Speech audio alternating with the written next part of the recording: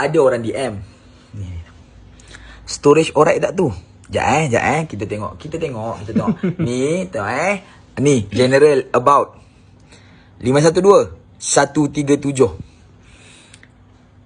Dah lebih separuh tau.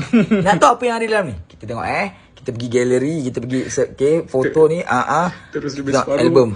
Album kita ada 1469 video. Kita tengok Fatih. Oh, ni saya lah. Fatih. Ni Fatih lagi.